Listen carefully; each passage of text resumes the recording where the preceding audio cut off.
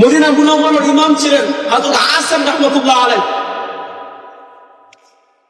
আসেম রাহমাতুল্লাহ আলাইহি তিনি নামাজ পড়তেন, কোরআন শরীফ তেলাওয়াত করতেন।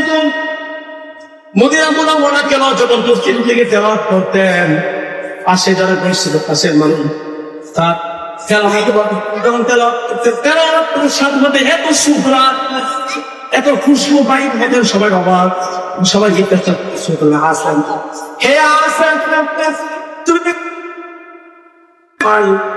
ঘুম থেকে স্বপ্ন দেখেছো তুমি যে বিশ্বনবী হাজির হন, সুবহানাল্লাহ, যে বিশ্বনবী একবার আশাই খান আবু বকর আর উসমানকে নিয়ে বিশ্বনবী কি হলেন ও হাজির হন।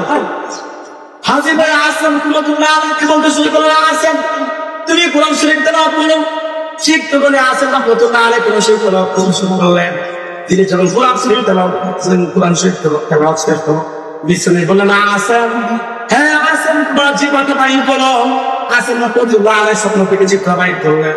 তখন বিশ্বনবী লালা কুমার থেকে আসেন রাহমাতুল্লাহ আলাইহি জীবন মধ্যে লালা লাগিয়ে দিলেন। সুবহানাল্লাহ। আসেন রাহমাতুল্লাহ আলাইহি বলেন, চলো বিশ্বনবী লালন পালন করে আমার জীবন মধ্যে লালা লাগিয়ে দিল। এর দিলেন যতই তেলাওয়াত করি আবার সাকর শুকরান